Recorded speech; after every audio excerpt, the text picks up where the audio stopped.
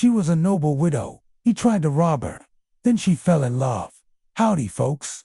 Welcome back to another tale from the Old West.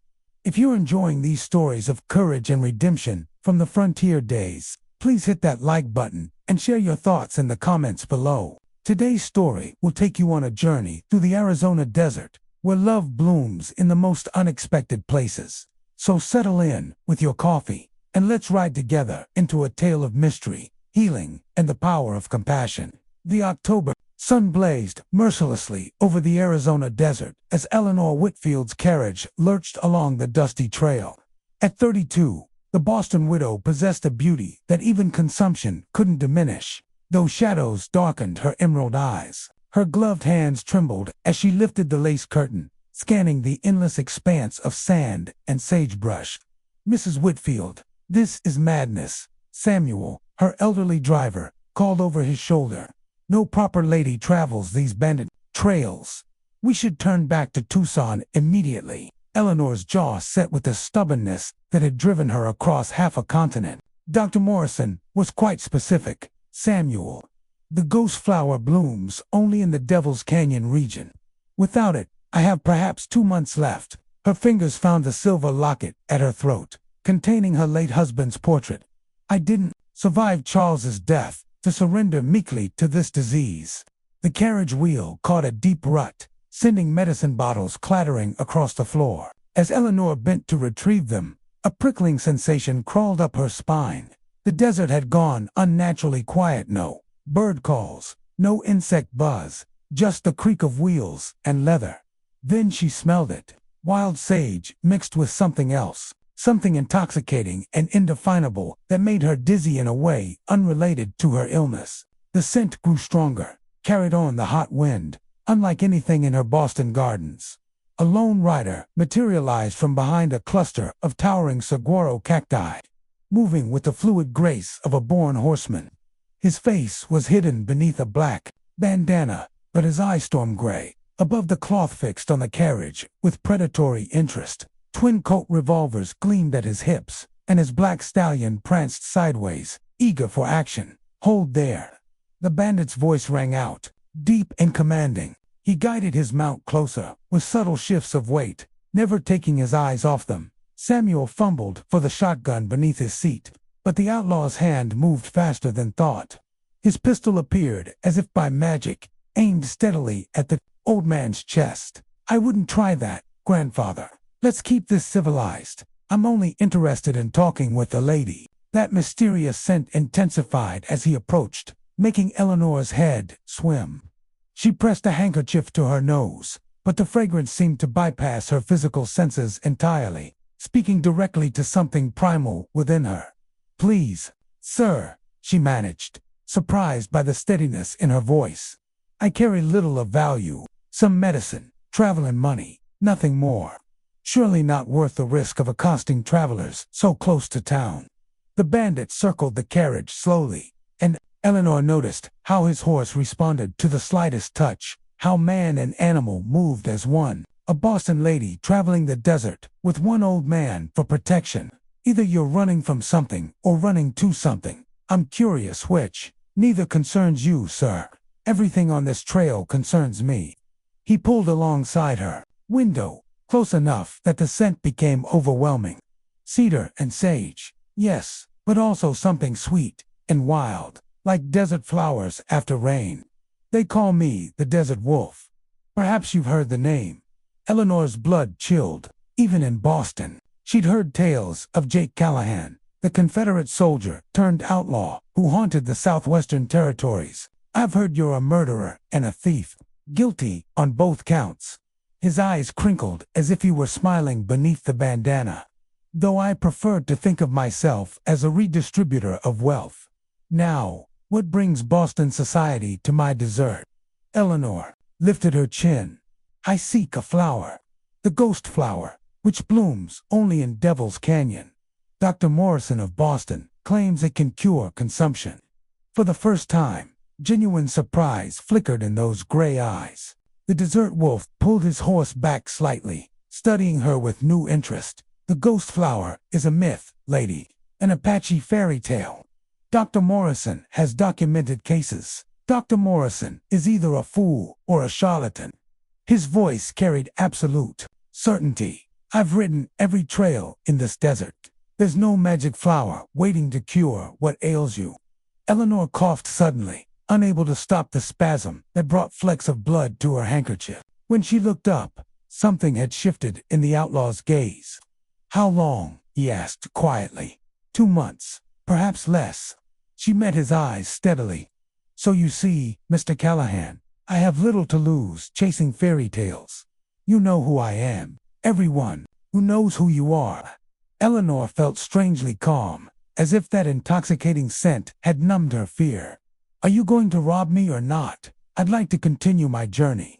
The desert wolf sat silent for a long moment. Then he wheeled his stallion around, preparing to ride off. Go home, Mrs. Whitfield. Die in a soft bed surrounded by servants. The desert offers crueler endings. Wait. The word escaped before Eleanor could stop it. You know where it grows, don't you? I can see it in your eyes. You know these lands better than anyone. He paused, looking back over his shoulder. Knowledge and wisdom aren't the same thing. Lady, I'll pay you. Whatever you ask. I don't need your money. Then what do you need? The question hung between them like a challenge. That mysterious scent pulsed stronger, and Eleanor found herself leaning toward the window, drawn by more than desperation. Nothing you can give, he said finally. Then he spurred his horse and vanished into the shimmering heat, leaving only dust and that haunting fragrance behind. Eleanor pressed her hand to her racing heart. Follow him, Samuel. Ma'am, that's Jake Callahan. Most wanted man in 3 territories. I don't care if he's the devil himself. She gripped the window frame as another coughing fit seized her. When it passed, she whispered, he knows where it is, and he's going to tell me. For 3 days, Eleanor's carriage followed the desert wolf's trail. He made no effort to hide his path indeed. He seemed to be leading them deeper into the wasteland, always staying just out of sight. That strange scent lingered everywhere. He'd been growing stronger as they climbed into the mountains. Samuel grumbled constantly about bandits and Apache raids. But Eleanor barely heard him. Her fever rose with each passing day, yet she felt oddly exhilarated. The consumption was racing through her lungs like wildfire. But something else was happening too.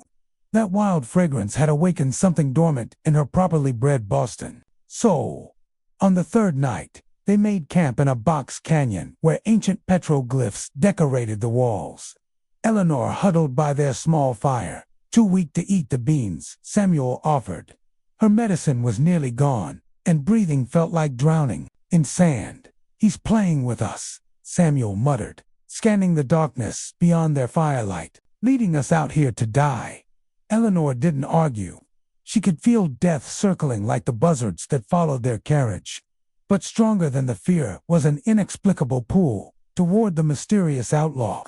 Each breath brought traces of his sage and cedar and that sweet unknown essence that made her pulse quicken despite her weakness. A coyote howled nearby, then another. Samuel reached for his rifle, but Eleanor touched his arm. It's him. The desert wolf materialized from the shadows as if born from them. Tonight, he wore no bandana, revealing a face carved by sun and sorrow-sharp cheekbones, a mouth that might have smiled easily in another life, and a thin scar along his jaw. He was younger than she'd expected, perhaps 35, but his eyes held centuries. You're persistent, he said, dismounting with fluid grace. Most people take a hint when I disappear. Most people aren't dying, Eleanor replied. He moved closer to the fire, and that intoxicating scent enveloped her. Now, she could see small leather pouches hanging from his belt, dried plants tucked into his hatband, the source of that mysterious fragrance. Why do you smell like that? The fever made her bold, like sage and heaven mixed together. Jake Callahan's expression turned guarded. Desert plants. They have properties city folks don't understand. He studied her with those storm gray eyes. An Apache medicine woman taught me their uses after the war. Said I should carry ixchel flowers for protection, that one day they'd sing when my destiny passed by. Thought it was superstition until 3 days ago. 3 days ago, when your carriage appeared on the trail. The dried flowers in my pouch started humming. Never felt anything like it. He shook his head, seeming annoyed at himself for the admission. You're worse than 3 days ago. How perceptive. Sarcasm doesn't suit dying women. He crouched beside her, and without asking permission, pressed his hand to her forehead. His touch was surprisingly gentle for a man who lived by violence. Burning up, you won't make it another day in this heat. Then tell me where the ghost flower grows, and I'll go alone. You wouldn't survive the first hour. He sat back on his heels, seeming to debate with himself.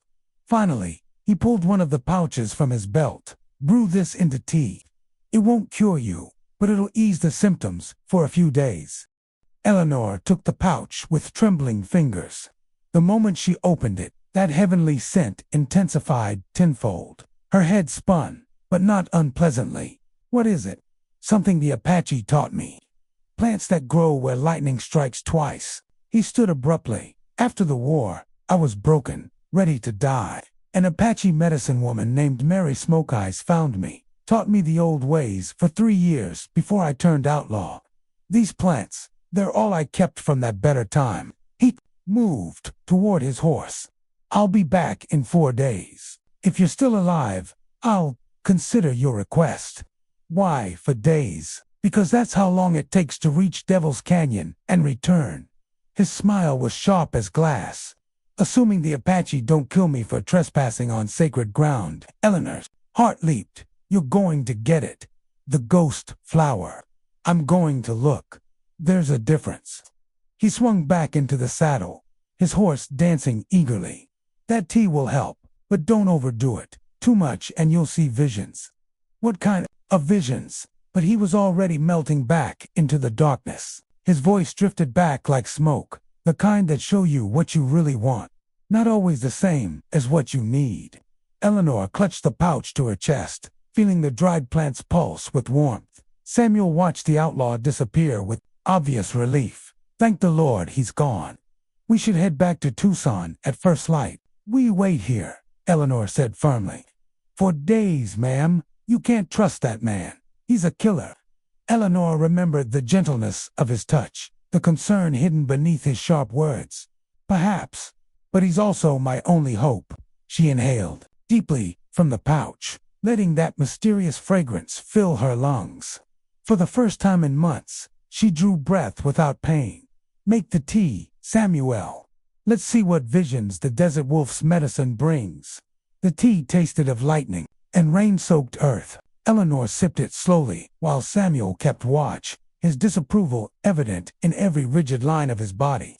Within minutes, the world began to shift and shimmer like heat mirages. Her fever broke in a great rush of sweat, leaving her for the first time in weeks. But with clarity came visions, just as Jake had warned. She saw herself as if from above, proper Boston widow wasting away in the desert, chasing salvation from a notorious outlaw. The absurdity should have appalled her. Instead, she laughed. Ma'am. Samuel's worried voice seemed to come from very far away. I'm well, Samuel. Better than well. Eleanor stood, amazed at the strength flooding her limbs. The consumption still gnawed at her lungs, but the plant medicine held it at bay like a wall against the tide. Tell me about Jake Callahan. The truth, not the legends. Samuel shifted uncomfortably. I don't know much, ma'am. They say he rode with Quantrill's raiders during the war. Turned outlaw after. Robs the mining payrolls, the Wells Fargo stages. But he's strange for a bandit. Leaves medicine for sick folks sometimes. Pays for funerals of men he's killed. Like he's two different people in one body. Samuel stared into the fire. My cousin drives for Butterfield. Says Callahan robbed his stage last year. Then warned him about Apache raiders on the return route. Saved his life. Eleanor pulled her shawl tighter, though the night was warm. The visions from the tea showed her fragments of younger Jake in Confederate gray eyes, still capable of laughter. The same man standing over fresh graves, his face carved by grief. And throughout it all, that mysterious scent clinging to him. like destiny. For days passed in a dreamlike haze. Eleanor rationed the tea carefully, but each sip brought new visions. She saw Jake riding through lightning storms, gathering plants from sacred places, saw him trading with Apache medicine men, learning secrets white men weren't meant to know, and strangest of all, she saw herself reflected in his storm-gray eyes, not as the proper widow she'd been, but as something wild and free. On the fourth dawn, she woke to find Jake sitting by their dead fire, looking like death itself. His clothes were torn, his face haggard, dried blood on his shoulder, but in his hands, he cradled something that made her gasp, a single flower, translucent as moonlight. The ghost flower's petals shifted through impossible colors, silver to gold, to shades that had no names. It pulsed with its own light, and the air around it shimmered with power. "You found it," Eleanor breathed. "Nearly died for it, too." Jake's voice was rough with exhaustion. The Apache were less than pleased, but their medicine woman, she remembered me, said the flower chooses who lives and who dies. He held it out to her. "Apparently, it chose you." Eleanor took the flower with trembling hands. It felt warm, alive, like holding captured starlight. "How do I brew it fresh? Drink it all, no matter what happens." Jake pulled out more of his mysterious herbs. "Mix it with these. They'll help your body accept the medicine." "What are they, these plants you carry?" Jake was silent for a long moment. Then, "Ixchel flowers, sacred to the Apache. They say the flowers sing when they're near someone important." His eyes met hers. "They've been singing since the day we met." Eleanor's heart raced. "What does that mean?" "I don't know." He began preparing the brew with practiced hands. "Maybe nothing, maybe everything. The desert doesn't explain itself." The ghost flower tea was like drinking liquid moonlight. Eleanor's vision fractured into 1,000 colors as the medicine coursed through her. She felt her lungs clearing, the consumption burning away like fog before the sun. But more than physical healing, she felt a fundamental shift in her soul. She saw Jake as he truly was, not the desert wolf of legend, but a man haunted by ghosts he couldn't outrun. Saw the loneliness that drove him to violence, the strange honor that made him leave medicine for those he robbed. And she saw something else in his eyes when he looked at her, a recognition, a pull as strong as the one she felt. When the visions faded, Eleanor found herself lying with her head in Jake's lap. He stroked her hair with gentle fingers, and that intoxicating scent enveloped them both. "It worked," she whispered, breathing deeply without pain. "I'm cured. Yes, thank you." Jake helped her sit up, but kept his arm around her shoulders. "The medicine woman told me something. Said the ghost flower only blooms for those meant to change paths. It saved your life, but it also marked you. You can't go back to being who you were." Eleanor looked at her hands, still stained with the flower's ethereal residue. "I don't want to go back." She turned to face him. "Come with me. To California, Mexico, anywhere. Leave this life behind." For a moment, something flared in his eyes, hope, perhaps, or longing. Then he stood abruptly, the wall slamming back into place. "I'm the desert wolf, remember. I don't get redemption. Jake, your carriage can reach Tucson by nightfall. There's a stage to California tomorrow." He moved toward his horse. "Forget what happened here. Forget me. I can't." Eleanor stood, steady on her feet, for the first time in months. "The flowers, your scent, these visions, desert madness, it'll pass." But his voice cracked slightly. "Go home, Eleanor. Find a proper man. Have the life you deserve." He swung into the saddle, not looking back. Eleanor wanted to call out, to beg him to stay, but the words died in her throat. What could she offer a man who lived by the gun? What place was there for the desert wolf in her proper Boston world? Weeks passed in a blur of travel. Eleanor returned to Tucson, where she bid farewell to faithful Samuel, sending him back to Boston with a generous pension and glowing recommendation. "You find happiness, Mrs. Whitfield," the old driver said, tears in his eyes. "Mr. Charles would want that for you." Then she took the stage to California, as Jake had suggested. But she couldn't follow the rest of his advice. Forgetting him proved Impossible when his scent seemed to linger on her skin, when every sage bush brought memories of storm-gray eyes. She settled in San Francisco, telling people she'd come west for her health. The ghost flower had indeed cured her consumption completely. She could breathe, run, laugh without pain. But it had also changed her in ways she was only beginning to understand. Colors seemed brighter. Scents carried messages she'd never noticed before. And sometimes, in quiet moments, she could smell that intoxicating fragrance that meant Jake was somewhere near. Not near enough to see, but close enough that the ixchel flower's magic still connected them.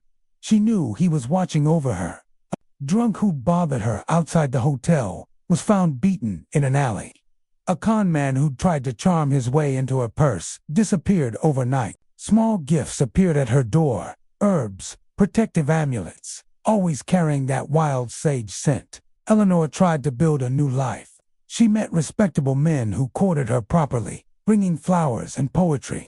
But their cologne smelled wrong. Their touches felt cold. How could she explain that her heart belonged to an outlaw who'd saved her life and vanished like smoke? One night, unable to sleep, she walked to the cliff overlooking the bay.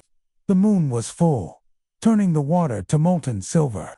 And there, sitting on his black stallion at the cliff's edge, was Jake. He looked different in the moonlight, older, more tired. The wanted posters she'd seen in town showed his bounty had doubled.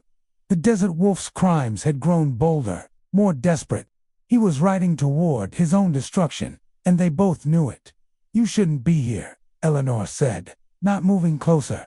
"Neither should you." Walking alone at night. 20 years after that first meeting on the desert trail, Eleanor stood in her conservatory, surrounded by the empire she'd built. Her hair had gone silver early, struck through with white like lightning marks. The doctors called it a side effect of the ghost flower cure. Eleanor knew better. It was the price of a broken heart. She'd never married. Suitors had come and gone, some persistent, some kind, all ultimately unable to compete with the memory of storm-gray eyes and wild sage scent. She'd made peace with her solitude, finding purpose in her work. The Whitfield Botanical Institute was renowned worldwide, and she'd personally funded expeditions to find rare medicinal plants. But tonight, on the anniversary of Jake's escape from Yuma, Eleanor felt restless. She moved through her conservatory, past orchids from Brazil and healing herbs from Tibet, until she reached the climate-controlled desert room. The ghost flowers bloomed eternal here, their translucent petals catching the moonlight. Mudanças feitas. Substituir todas as aspas curvas por aspas retas. Substituir os apóstrofos curvos por apóstrofos retos. Substituir o travessão longo por hífen simples. Removi espaços duplos desnecessários. Essas correções devem resolver o problema do erro aos 95% no CapCut. O texto está agora com caracteres mais simples e universalmente reconhecidos pelos processadores de áudio. Tentar novamente envie o texto completo a editar. Aqui está o texto completo com as correções Dangerous for. A proper lady, his voice, carried bitter amusement. I'm not proper anymore. The ghost flower saw to that. She pulled her shawl tighter. Why do you keep following me? The ixchel flowers. Once they sing for someone, the bond doesn't break. He shifted in the saddle, leather creaking. I tried riding to Mexico. Made it as far as Yuma before the pull dragged me back. You're in my blood now, like the desert. Then stay. Give up the outlaw life. We could what? Jake's laugh was harsh. Play house. Pretend I'm someone I'm not. I've killed 16 men, Eleanor. Robbed dozens of stages. There's no walking away from that. You saved my life. One good deed doesn't erase a lifetime of bad ones. He gathered his reins. I came to say goodbye. Properly this time. There's a big job tomorrow. Wells Fargo shipment. If it goes right, I'll have enough gold to disappear forever. Somewhere the flowers can't pull me back. Eleanor's heart shattered. And if it goes wrong, then the desert wolf finally stops running. He touched his hat brim in farewell. Be happy, Eleanor. Find someone worthy of you. I already did, she whispered. but he was already spurring his horse away. The next morning, Eleanor read about the failed robbery in the newspaper. 3 outlaws dead, 2 captured. Jake Callahan escaped, but wounded. The trail of blood led into the desert and disappeared. Eleanor waited for news, for some sign. Days turned to weeks, weeks to months. The gifts stopped appearing. The sense of him watching faded. But that wild sage scent never left her, and the ixchel flowers bond still hummed in her blood. She hired trackers, Pinkerton detectives, anyone who might find him. They all returned with the same story. The desert wolf had vanished into the wasteland. Most believed he died of his wounds, his body claimed by the desert he loved. Eleanor refused to believe it. Jake Callahan was too stubborn to die, too wild to be caged by death. Somewhere out there, he was healing, planning, waiting. The ixchel flowers would have told her if their bond had broken. So she waited too. Years passed. The proper widow became a successful businesswoman, running an import company specializing in rare herbs and medicines. She never married, though many tried to court her.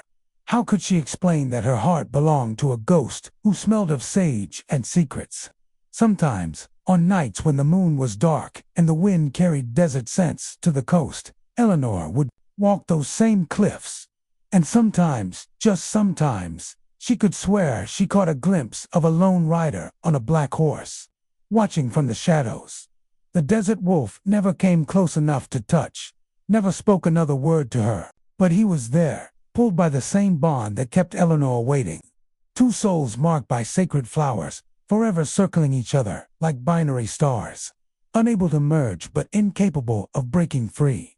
The ladies of San Francisco society whispered about the beautiful widow who refused all suitors, who kept strange plants in her conservatory, who walked the cliffs at midnight like a woman possessed. They said she was waiting for someone, though no one knew who. Eleanor let them whisper. She had tasted ghost flower tea and been reborn. She had been loved by the desert wolf, even if he couldn't admit it, and she would wait, sustained by ixchel flower magic and memories of storm-gray eyes, until the desert finally released its hold on the man who'd saved her, even if that meant waiting forever. 5 years passed like drifting sand. Eleanor built her import business into an empire, specializing in rare medicinal plants from around the world. Her conservatory in San Francisco became legendary, a glass palace filled with exotic blooms that scholars traveled thousands of miles to study. But in the center of it all, in a special chamber kept at desert temperatures, grew a small cluster of plants no one could identify. They bloomed only at night, their petals translucent and shimmering, their fragrance intoxicating. Eleanor never explained where she'd gotten them, how a fragment of ghost flower had taken root so far from its sacred canyon. The nightmares started in the 6th year, dreams where Jake lay dying in the desert, calling her name. She woke gasping, that wild sage scent so strong she could taste it. The bond between them had changed, darkened. Something was wrong. Eleanor hired the best tracker in California, former Apache scout named Thomas Crow, who claimed he could find anyone. When she showed him the ixchel flowers in her conservatory, his weathered face went pale. "These are sacred," he said.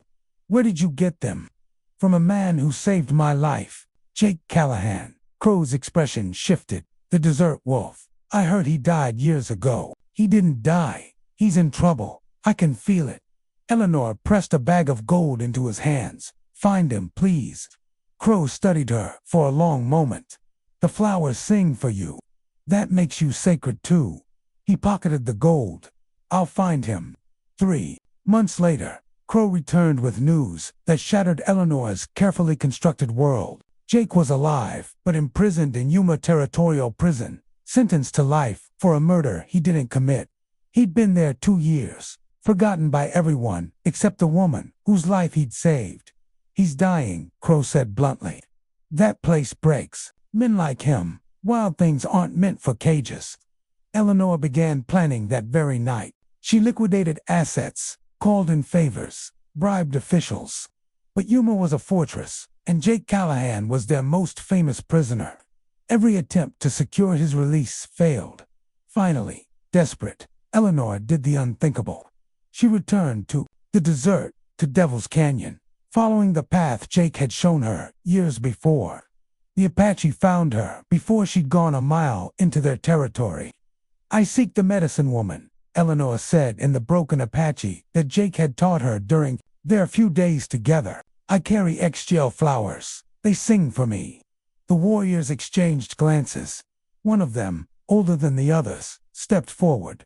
"You are the white woman the desert wolf saved. We remember." He gestured for her to follow. "Come, grandmother had been expecting you." The medicine woman was ancient, her face a map of wrinkles, her eyes still sharp as obsidian. She sat in a cave, surrounded by drying herbs, the air thick with sacred smoke. "So," she said in perfect English, "the flower woman finally comes. Took you long enough." Eleanor knelt before her. "Jake is dying, caged in Yuma. I know what you need." The old woman studied her with those penetrating eyes. "The desert wolf saved my grandson once. Brought medicine when the white doctor wouldn't come. But what you ask has a price. Anything. Not gold, not goods." The medicine woman smiled, showing gaps in her teeth. "The ghost flower gave you life. The ixchel flowers bound you to him. But to save him, you must give up the bond. Break the connection. Free him to be wild again, even if it means losing him forever." Eleanor's heart clenched. The bond with Jake was all she had left of him, the invisible thread that kept hope alive. "If I break it, will I forget him? No. But he will forget you. The pool will die. He'll be free to run where the flowers can't follow." The old woman leaned forward. "Is his freedom worth your pain?" Eleanor didn't hesitate. Yes, the ritual was simple and devastating. The medicine woman burned exile flowers while chanting in Apache, the smoke forming patterns that hurt to watch. Eleanor felt the bond snapping like a physical thing, the connection that had sustained her for 6 years withering away. The wild sage scent faded from her senses. The world became ordinary again. "It is done," the medicine woman said. "Now we free the wolf." What happened next became legend in the territory. A massive sandstorm struck Yuma prison, the worst in decades. In the chaos, Jake Callahan simply vanished. Some said the Apache spirits freed him. Others claimed he turned into a wolf and slipped through the bars.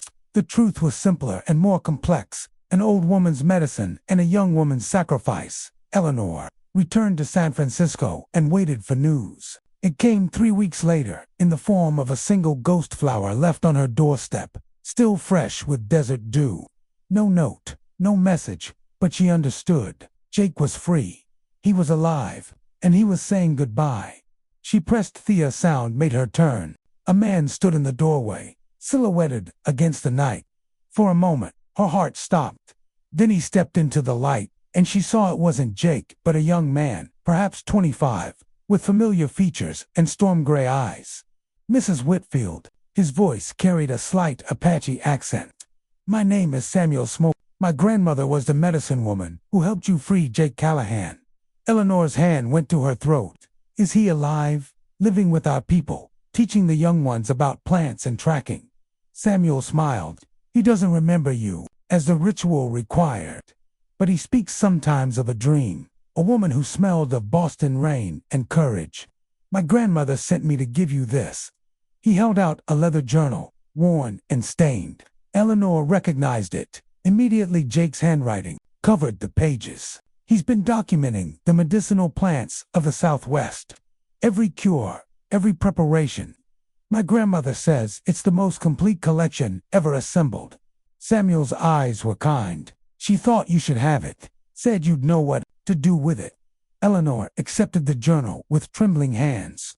As she opened it, a pressed flower fell out, tan, ixchel bloom, perfectly preserved. And there, in Jake's careful script, was a note: "For the woman in my dreams who smells of rain and distant seas. I don't know your name, but the flowers sing when I think of you. Perhaps someday the desert will explain why." Eleanor pressed the journal to her chest, tears flowing freely. After 20 years, the universe had given her a gift, not Jake himself, but his legacy, his knowledge, proof that some part of him still remembered. "Thank you," she whispered to Samuel. "Tell your grandmother. Tell her I understand. Love isn't always about possession. Sometimes it's about preservation." Samuel nodded and left as quietly as he'd come. Eleanor spent the night reading Jake's journal, learning about plants she'd never heard of, preparations that could save lives. By dawn, she'd made a decision. The Whitfield Callahan Institute for Desert Medicine opened a year later. Built on land she purchased at the edge of the desert, it became a bridge between worlds, where Apache medicine men taught alongside university scholars, where ancient knowledge merged with modern science.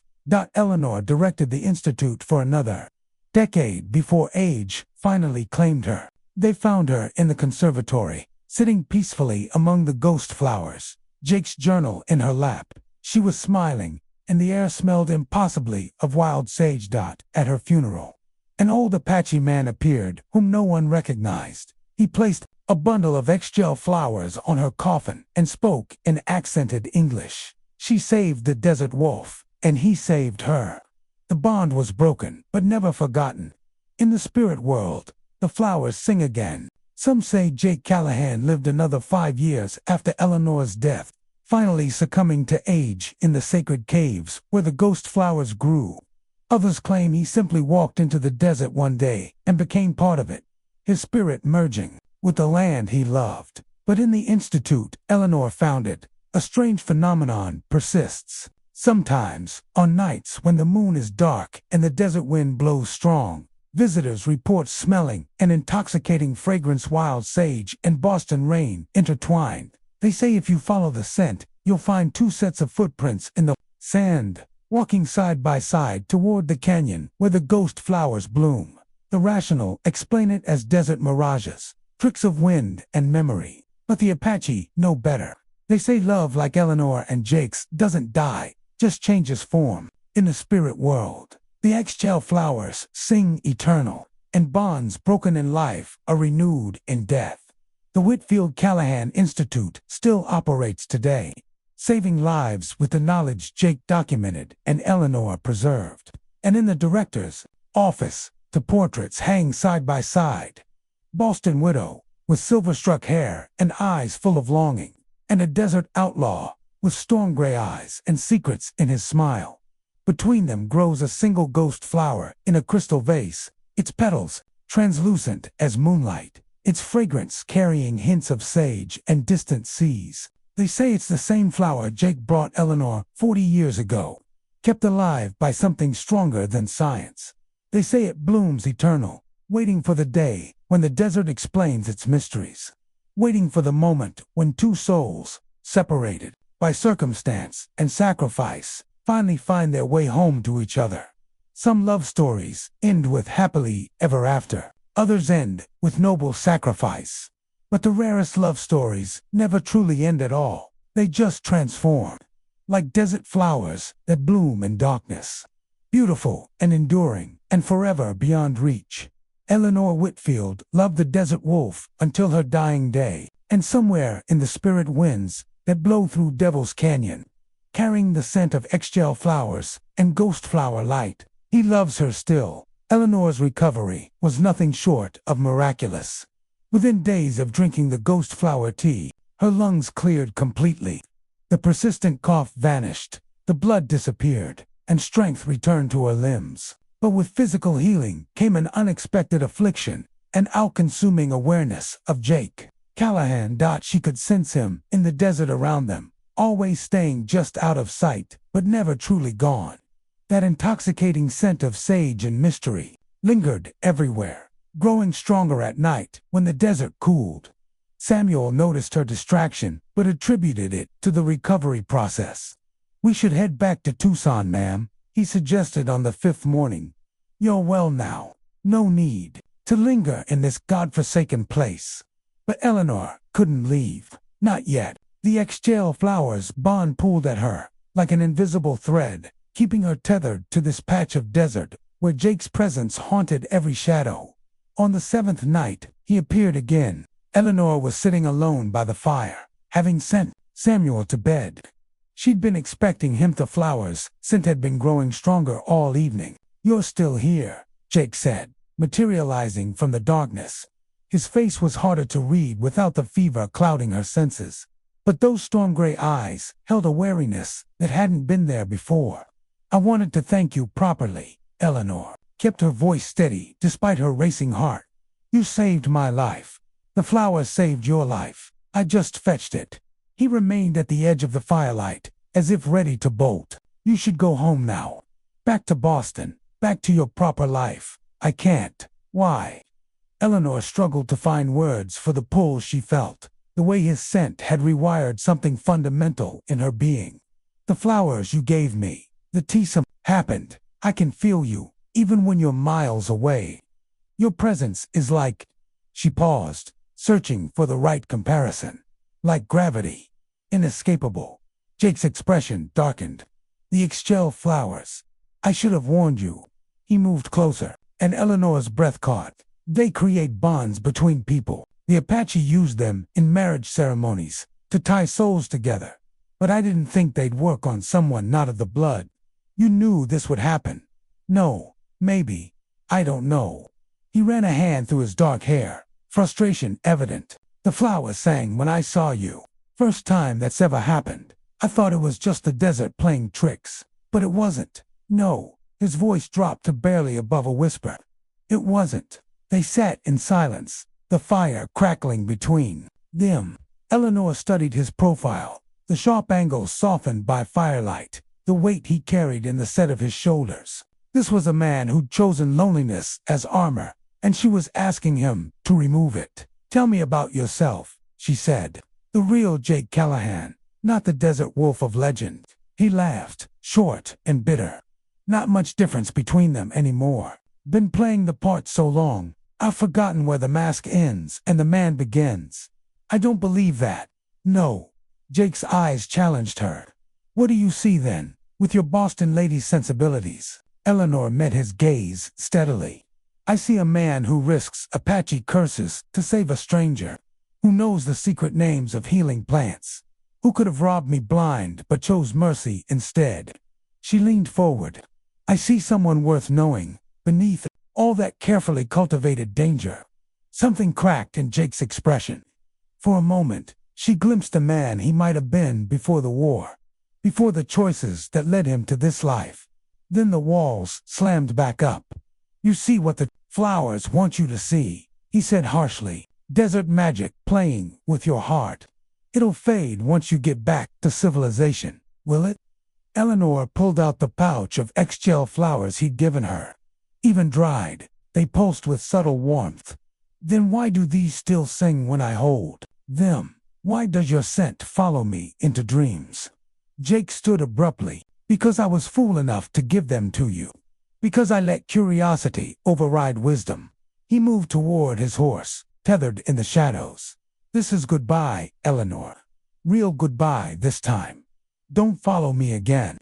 Jake wait, but he was already mounting up. "There's a stage from Tucson to California day after tomorrow. Take it. Build a new life. Forget the desert wolf and his flowers." "I can't forget you," Eleanor said, rising. "The bond will fade with distance. Everything does." He gathered the reins, not looking at her. "Be happy, Eleanor Whitfield.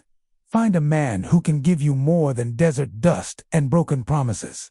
He spurred his horse and vanished into the night. But this time, Eleanor noticed something he'd left. Behind a single ixchel flower, fresh and blooming, placed carefully where he'd been standing.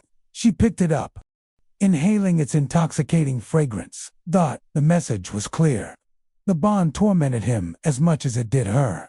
But Jake Callahan had spent too many years running to stop now, even for a connection that defied explanation. Eleanor pressed the flower to her heart and made a decision. She wouldn't chase him anymore, but she wouldn't forget either.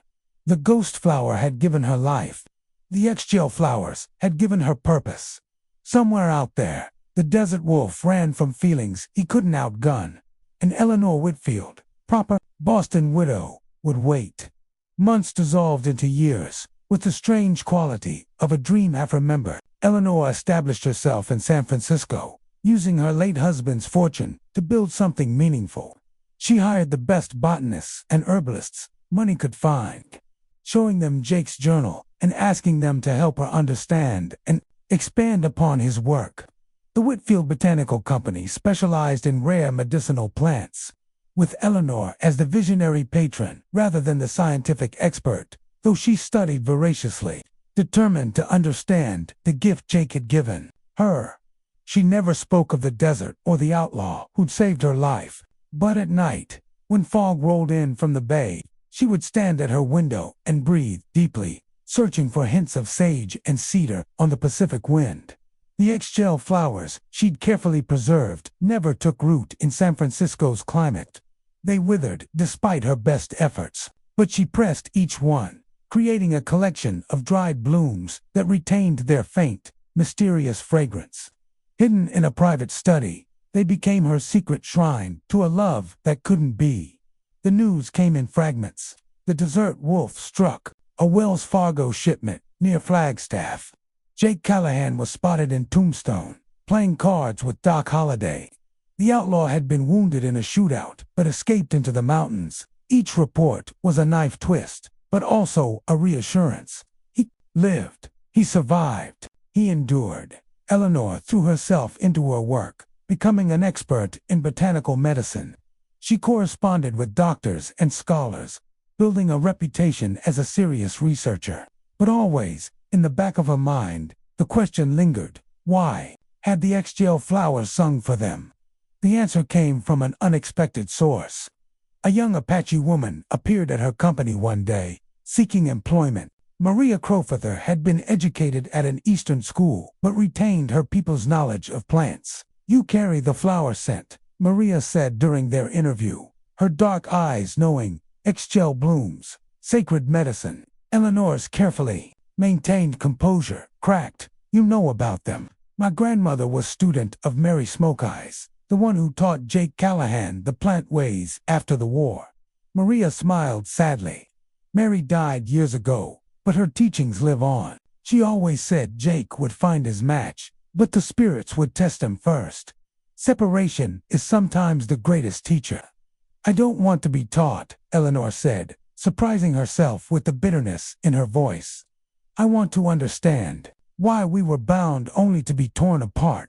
Maria studied her for a long moment. "The flowers don't bind random souls. They recognize what already exists. You and the desert wolf, you knew each other before, in another life, another time. The flowers just reminded your spirits of what they'd forgotten. That's nonsense." "Is it?" Maria gestured to the greenhouse, visible through the office window. "Then why do you grow desert plants in a city by the sea? Why does sage smoke make you weep? Why do you wake at night calling a name you try to forget during the day?" Eleanor had no answer. She hired Maria, and together they expanded the company's reach. But the young woman's words haunted her. Past lives, soul connections, destinies, interrupted. It sounded like madness. Yet it explained the bone-deep recognition she'd felt that first day on the desert trail. 3 years after their parting, Eleanor received an unsigned package. Inside was a leather journal filled with botanical drawings and descriptions, Jake's careful documentation of every medicinal plant in the Southwest. No note accompanied it, but pressed between the pages were fresh ixchel flowers, still carrying his scent. She spent weeks studying his work, marveling at the depth of knowledge, the careful observations. This was the mind of a natural scientist, trapped in an outlaw's life. In the margins, she found fragments of poetry, half-formed thoughts about beauty and loneliness and the weight of choices made to young Eleanor began to understand. Jake Callahan wasn't running from her. He was running from himself, from the possibility of being more than the desert wolf. The flowers had shown him a different path, and it terrified him more than any hangman's noose. She started writing letters she would never send, pouring her heart onto paper that she burned each night.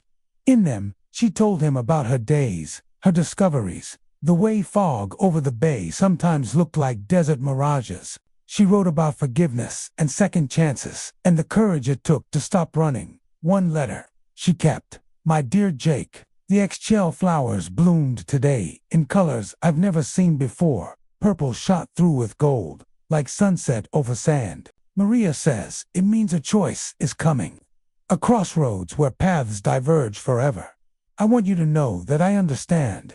Some people are meant to burn bright and brief, like desert lightning. Others are meant to tend gardens and preserve beauty for future generations. We are who we are, and perhaps that's enough. But no, this you gave me more than life that day in the canyon. You gave me purpose. Every plant I cultivate, every cure I document, carries the echo of your kindness. The desert wolf may be a legend, but Jake Callahan's legacy will live in every flower that blooms. Be free, my dear one. Run with the wind and dance with danger. But remember that somewhere, in a greenhouse by the sea, a woman tends sacred flowers and whispers your name to the moon. Forever yours in spirit, if not in flesh. Eleanor. She sealed the letter in an envelope and placed it in her safe, next to the pressed ghost flower and the journal he'd sent. Then she returned to her plants, to her work, to the life she'd built on the foundation of a love that could never be. But late at night, when the city slept and the foghorns sang their lonely songs, Eleanor would hold the ixchel flowers and feel that distant pull. Somewhere in the vast darkness, Jake Callahan felt it too, and that gossamer thread of connection was both her greatest torment and her only comfort. 5 years had passed since that night, by the campfire, when Jake vanished into darkness. Eleanor had built her botanical empire, earned respect in scientific circles, and created a life of purpose and meaning. Yet every achievement felt hollow without someone to share it with, someone specific, who smelled of sage and danger. The pressed ixchel flowers in her private study had multiplied, creating a collection that she tended like sacred relics. Their behavior had become increasingly strange over the years, releasing stronger fragrances during certain moon phases, sometimes glowing faintly in the darkness. Maria Crowther, now her closest confidant and business partner, watched these changes with knowing eyes. The flowers are restless, she observed one evening as they worked late, cataloging new specimens. They sensed something coming. Eleanor tried to ignore the flutter of hope in her chest. They're plants, Maria. They don't sense anything. You know better than that. Maria touched one of the pressed blooms, and it seemed to pulse with inner light. My grandmother used to say the ixchel flowers exist partially in the spirit world. They see what we cannot. That night, Eleanor dreamed of Jake, but this was different from her usual dreams. More vivid, more real. She saw him clearly, older now, his dark hair touched with silver at the temples. He sat in what looked like a prison cell, those storm-gray eyes dull with resignation. She woke gasping, the taste of iron and despair on her tongue. The ixchel flowers throughout her room were glowing so brightly she could read by their light, and their scented had changed, carrying undertones of fear and cage metal alongside the familiar sage. No, she whispered to the empty room, not Jake. The morning papers confirmed her worst fears. The desert wolf had finally been captured, taken during a botched robbery in Prescott. Jake Callahan would stand trial for murder, robbery, and a dozen other crimes. The article noted with satisfaction that he would likely hang before Christmas. That Eleanor felt something break inside her. All these years of noble distance, of respecting his choice to run, what had it gained either of them? Now he would die, and she would have to live knowing she'd never fought for what the flowers had shown them. I have to go to him, she told Maria, already planning. The trial is in Yuma. They'll never let you near him. Maria's expression was sympathetic but practical. And even if they did, what could you say? That mystical flowers bind your souls together. They'd laugh you out of court. Eleanor paced her office, mind racing. There has to be a way. The ghost flower saved my life. The ixchel flowers brought us together. There must be some purpose to it all, beyond tragedy. Perhaps the purpose was simply to teach you both how to love. Maria said gently, not all stories end happily. This one will, Eleanor said fiercely. I won't let him die thinking he's alone. That no one mourns the man behind the outlaw. She spent the next weeks liquidating assets, calling in favors, researching legal precedents. But every avenue led to the same conclusion. Jake Callahan was too notorious, his crimes too well documented. The territory wanted its pound of flesh, and they would have it, in desperation. Eleanor returned to the one source that had never failed her. She took the freshest ixchel flowers to her private study and brewed them into tea, just as Jake had taught her. But this time, she added something more: a single petal from the ghost flower she'd preserved, the one that had saved her life. The resulting vision nearly killed her. She saw Jake, not as he was, but as he could have been, a teacher, patient and kind, showing children how to identify healing plants. A husband, gentle and devoted, building a life with someone who understood his complicated heart. A father, passing on wisdom earned through pain and redemption. But she also saw the truth. These futures had been possible once, but each choice to remain the desert wolf had closed another door. Now, only one path remained open, and it led to the gallows. Unless the vision shifted. Eleanor saw herself standing in a courtroom, speaking words that would either save or damn them both. She saw Jake's face as she revealed the one secret that might set him free, but at a cost neither of them could predict. When the vision faded, Eleanor knew what she had to do. She gathered the ixchel flowers, her preserved ghost flower, and Jake's journal. Then she booked passage to Yuma, where she would either save the man she loved or join him in destruction. The flowers pulsed with approval, their light painting her office in shades of hope and sorrow. Whatever happened next, the waiting was over. The desert wolf would face his judgment, and Eleanor Whitfield would ensure he didn't face it alone. She left San Francisco at dawn, the taste of ixchel tea still on her lips, carrying the mingled scents of sage and sea. Behind her, the greenhouse bloomed with unprecedented beauty, as if the plants knew their gardener might not return.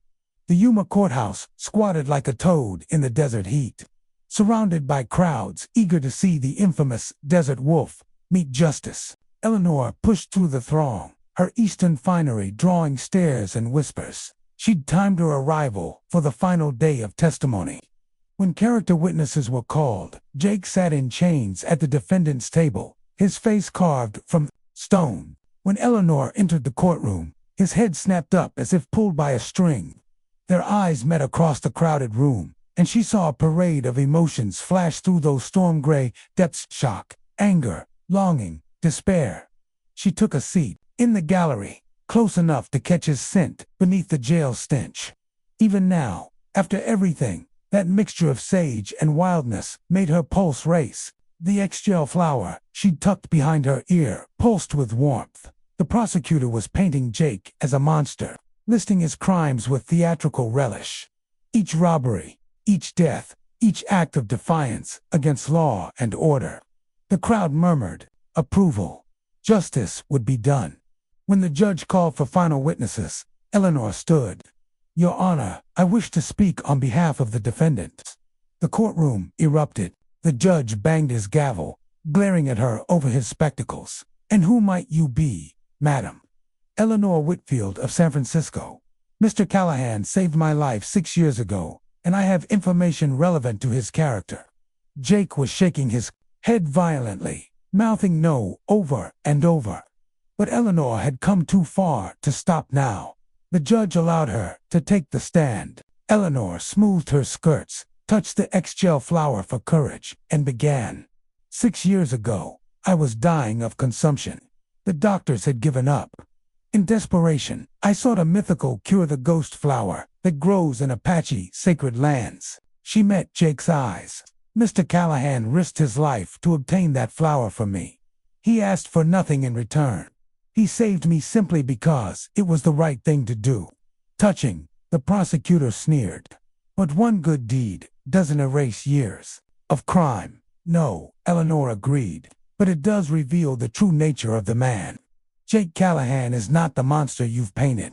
He's a healer who lost his way, a man who knows the medicinal properties of hundreds of plants, who has saved more lives than he's taken.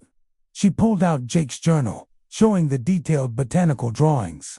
This is his work, a comprehensive guide to southwestern medicinal plants. The knowledge contained here could revolutionize treatment of dozens of ailments. The judge looked interested, despite himself. Are you suggesting Mr. Callahan is some sort of doctor? I'm saying he's a man of complex gifts who chose the wrong path. But it's not too late for redemption. Eleanor took a deep breath. This was the gamble that would save or damn them both. Your Honor, I invoke the redemption law of 1871. A condemned man may be released to private custody if he agrees to exile and restitution. It was an obscure law, rarely used, but she'd spent weeks researching every possible legal avenue. The judge's eyebrows rose. You've done your homework, madam. But that law requires the condemned to leave the territory forever and pay substantial restitution to victims' families. I'll pay the restitution, Eleanor said quickly. Every penny. And Mr. Callahan will leave for South America within the week, never to return to United States soil. The courtroom erupted again. The judge considered, clearly torn between the law and public opinion. Finally, Mr. Callahan, do you accept permanent exile and this woman's terms? Jake was silent for so long, Eleanor thought he would refuse. Then, in a voice rough with disuse, Your Honor, I accept exile. Better to live banished than die caged. The gavel came down like thunder. Then I hereby commute the sentence to permanent exile under the redemption law. You have 7 days to leave the territory. If you ever return, the original sentence will be carried out immediately. The crowd roared its displeasure, but Eleanor heard none of it. She was lost in Jake's eyes. In the moment when the chains fell away and he stood free for the first time in months, he crossed to her slowly, as if in a dream. Up close, she could see new lines around his eyes, silver threading through his hair. Prison had aged him, but it had also done something else, stripped away the last of his defenses. Why? He asked simply. Eleanor touched the ixchel flower in her hair, then pressed it into his hand. Because the flowers sang when we met. Because you saved me in more ways than one. Because love doesn't always make sense, but it always makes us brave. Jake clutched the flower like a lifeline. Around them, the crowd dispersed, grumbling about soft-hearted women and miscarried justice. But in their bubble of two, the rest of the world had ceased to exist. I don't know how to be anything but what I am, Jake said brokenly. Then be that, Eleanor replied. But be it somewhere new. South America, Australia, anywhere you can start. Fresh, you'd come with me. His voice held wonder and disbelief.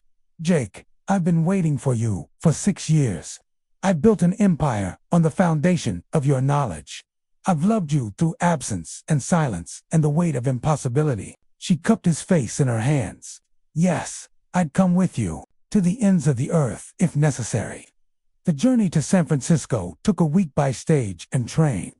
Jake sat rigid beside Eleanor, jumping at every sudden sound, his hand instinctively reaching for guns that were no longer there.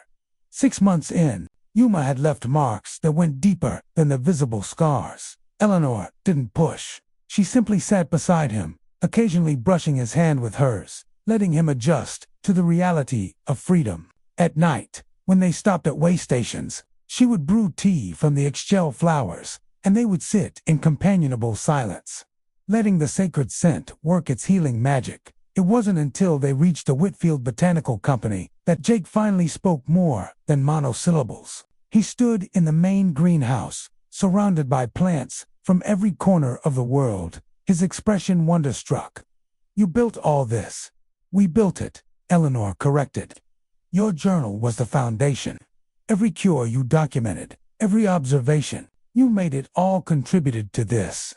Jake moved through the rows like a man in a cathedral, touching leaves with reverent fingers. When he reached a private area where Eleanor had tried to grow ixchel flowers, he stopped dead. You kept trying to grow them. Every cutting withered.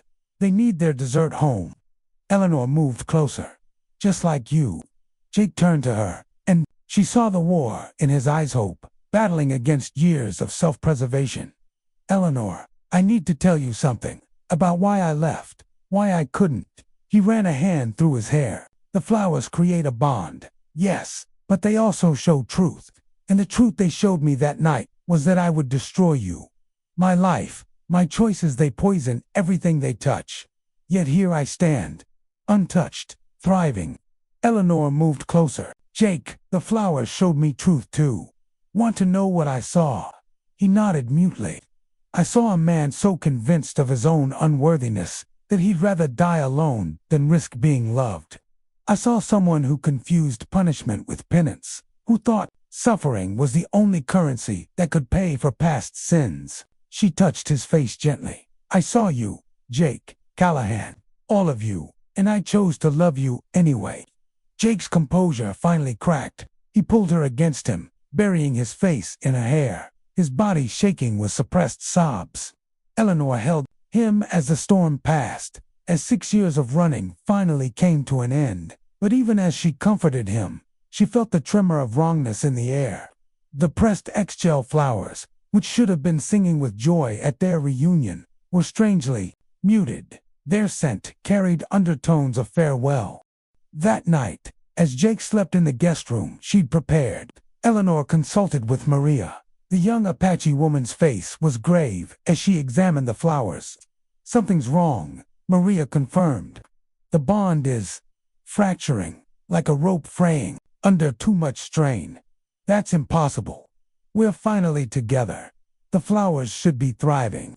Maria shook her head. "The flowers reflect spiritual truth, not physical proximity. Something in Jake is still running, even if his body stays still." Eleanor's heart sank. She'd thought getting him released would be the hard part. But now she understood. You could take the wolf out of the desert, but you couldn't take the desert out of the wolf. The next weeks confirmed her fears. Jake threw himself into the work, cataloging plants with obsessive dedication. He was polite, helpful, even affectionate in quiet moments, but he was also dying by degrees, like a wild thing slowly suffocating in captivity. He stopped eating, stopped sleeping, spent hours staring west, toward the desert that called to him with a voice Eleanor couldn't hear. The ixchel flowers began, dropping petals, their light dimming day by day. "This isn't working," Eleanor finally said one evening, finding him on the roof, gazing at the stars. "I'm trying," Jake said, his voice hollow. "I swear to you, Eleanor, I'm trying." "I know." She sat beside him, taking his hand. It was thin now, bones prominent beneath weathered skin. "But trying isn't the same as living. And watching you fade away is killing us both." Jake turned to her, and she saw the truth in his eyes before he spoke it. "I can't be caged, Eleanor. Not even by love. The desert made me, and only the desert can unmake me. I thought I could change, but you are who you are," Eleanor finished. "The desert wolf. Wild and free, and absolutely unsuited for city life. I'm sorry, God. I'm so sorry." Eleanor squeezed his hand, feeling her heart break cleanly in two. "Don't be you. Gave me 6 years of purpose, of hope. You saved my life and showed me how to truly live. That's more than most people get." They sat in silence as the city lights twinkled below. Finally, Eleanor spoke the words that would set them both free. "Go." Jake's head snapped toward her. "What? Go? Tonight? Take a horse, supplies, whatever you need. Return to your desert." She managed a watery smile. "I'd rather know you're alive and free than watch you die by degrees in my greenhouse. The judge of the sentence exile South America has deserts too. Mexican Argentina, places where the desert wolf can run without fear of the noose." Eleanor stood, pulling him up with her. "But Jake, if you leave, don't come back. Don't write. Don't send messages. Let me tell myself you're happy somewhere, running with the wind. Let that be enough." Jake cupped her face in his hands, studying her as if memorizing every detail. "You know I love you, don't you? In my broken way, I love you more than life. I know, and that's why I'm letting you go." Jake left at midnight, taking nothing but a horse, a gun, and a satchel of ixchel flowers. Eleanor pressed into his hands. She didn't watch him ride away. That would have been too much to bear. Instead, she sat in her greenhouse among the failing flowers and wept until dawn. Maria found her there, surrounded by fallen petals. The younger woman said nothing. just sat beside her and held her hand as the sun rose over San Francisco Bay. "He's gone," Eleanor said unnecessarily. "Yes, I'll never see him again. No, and I did the right thing." Maria squeezed her hand. "The bravest thing, the most loving thing. You gave him freedom, which is the only gift the desert wolf could ever truly accept." Eleanor nodded, trying to find comfort in the words. But the greenhouse felt empty now. Despite being full of plants, the ixchel flowers had stopped glowing entirely, their connection severed by distance and decision. The legal consequences were surprisingly minimal. Eleanor told the authorities that Jake had died of a wasting disease, providing forged death certificates and witness testimonies. The territory was satisfied to close the books on the desert wolf, and no one looked too closely at the details. Years passed. Eleanor threw herself into her work with renewed dedication, as if she could fill the Jake-shaped hole in her life with enough botanical discoveries. The Whitfield Company grew into an empire, supplying medicines to hospitals across the country. She never married, though suitors continued to court her. How could she explain that her heart belonged to a ghost who rode desert winds?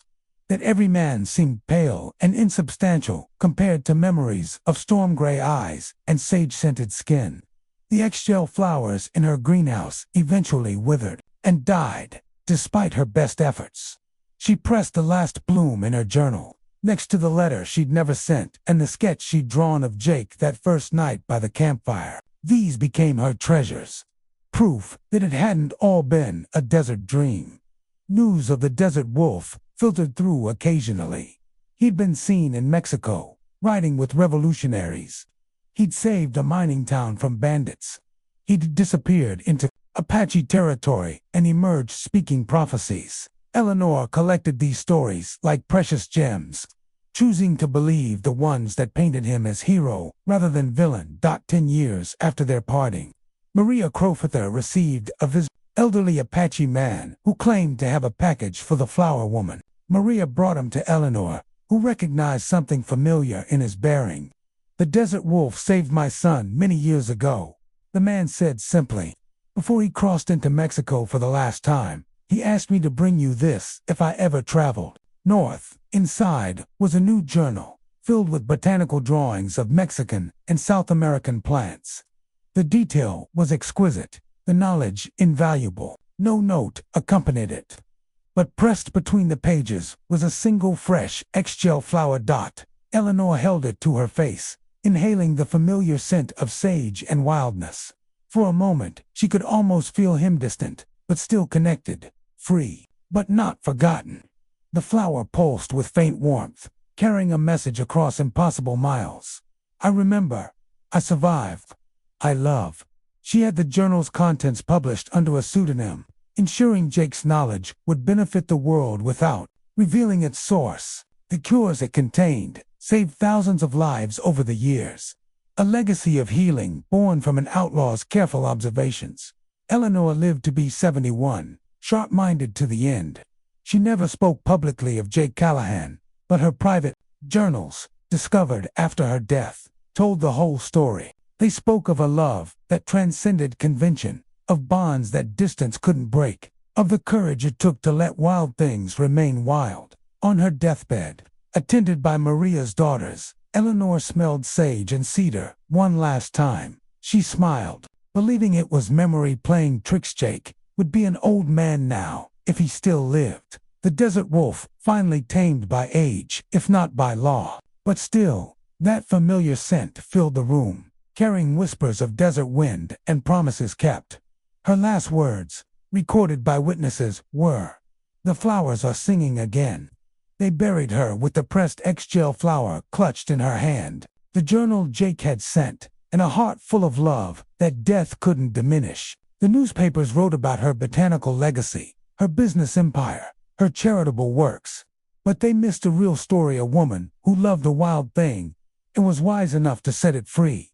Some say that on certain nights, when the moon is dark and the wind blows from the east, you can smell sage and sea salt in the San Francisco fog. They say if you follow that scent to the old Whitfield greenhouse, now a historical landmark, You'll find ixchel flowers blooming where none should grow. And if you're very lucky, very quiet, you might glimpse the shadows walking hand in hand among the plants of proper lady and a desert outlaw. Reunited at last in the spirit world where all bonds finally bear fruit, but those are just stories told by romantics who believe love transcends death. The truth is simpler and sadder. Eleanor Whitfield loved Jake Callahan until her dying breath. He rode into the desert and never returned. She built an empire on the foundation of their brief connection. And somewhere in the vast spaces between what was and what might have been, the ixchel flowers still sing of souls who found each other across impossible odds, loved with impossible depth, and chose freedom over possession, because in the end, the greatest love stories aren't about holding on, they're about knowing when to let go and having the courage to survive the aftermath. Eleanor Whitfield spent 60 years proving that love doesn't require presence to endure. It only requires memory and hope and the faint scent of sage on the wind. The desert wolf ran free until the end, and Eleanor loved him for it every single day of her very long life.